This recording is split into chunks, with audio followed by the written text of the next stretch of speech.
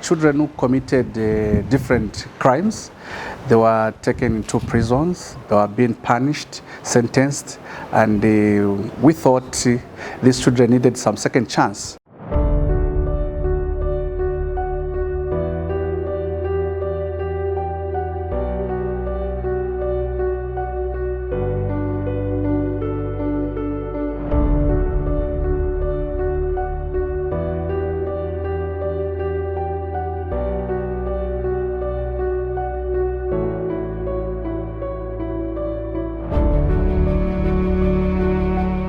So when you talk of restorative justice, these are procedures or rather mechanisms which have been put in place to help children not to be punished but to be given second chance, where they go through some counseling and they are not taken into police custody and eventually being sentenced by the courts of law. So a child, from the time the child commits a crime, you'd find that the systems are there to help. I'm coming from Child Protection Unity, where children are interviewed in the privacy they need. We've got counseling rooms, and through the community counseling, we call the parents to this child who has committed the crime, and then we sit down to help this child so that this child can be a better person in future. In the quest to provide that restorative justice to the children, you would find that change is inevitable, but it comes with different connotation.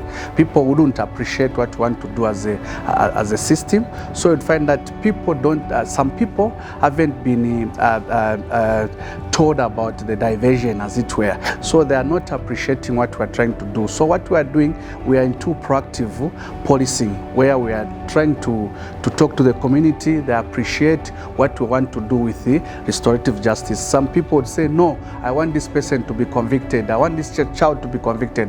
But what we are trying to do is just to go flat out into churches, into the communities, just to sensitize people on the restorative justice that they can appreciate. Today, you and I, we've stolen some sugar before and we are not arrested. Imagine if the time I'd stolen a pack of sugar, if I was arrested, I couldn't have been here. So second chance is the best we should provide to the children, because through that we even reduce on the trauma a child can go through that system. From the time you arrest this child, you go through the court, the child is convicted, all that trauma, it will manifest in the child in the near future. So to avoid such, we tend to divert our children.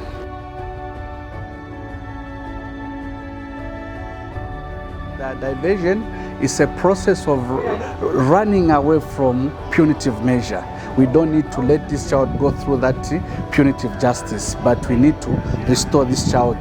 To restore this child, to appreciate that this child has committed a crime and he needs to be helped. So the issues we are looking at, we are going to appreciate first that this child really committed a crime.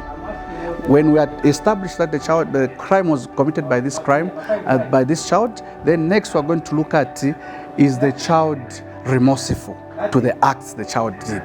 The child will be remorseful to say, no, I'm sorry, I will not repeat this again. Then also look at the gravity of the offense.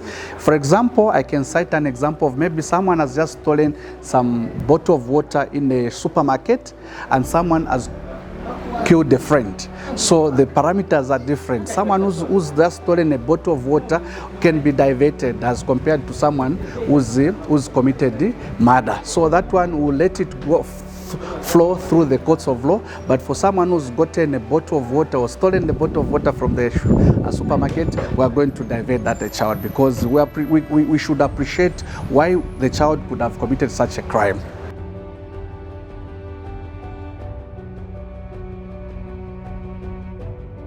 So to start with, the community took time for the community to accept that there's this entity which looks into the plight and welfare of the children.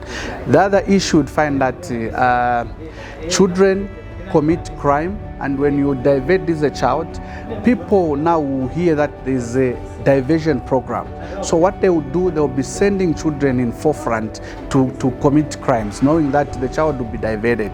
But what we're normally doing, we are not just having it one-way route, but we are also doing some sensitization through communities that they appreciate that diversion is there to help a Zambian child. Diversion is there to help a child who has committed a crime. If we let this justice system of taking a child through punitive measures, there are a number of damages we are going to do to this child. So what we are trying to do, or challenges we are finding at the police, is just that acceptance that there is this program which is helping our children. So what we are doing, we are not working as an island, we are working with different stakeholders to sensitize our communities to make sure that the information reaches the furthest place, so that people appreciate working with the priests, working with the different leaders of influence, like civil leaders, the councillors, the school faculty, and stuff like that. So this is what we are doing. We are not working as an island, but we've incorporated our sensitization program with different stakeholders.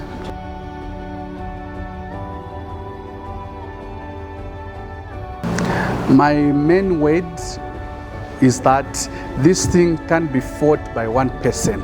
We need to put concerted effort. It's everyone's job to ensure that the generation to come is protected and is nurtured in a normal way.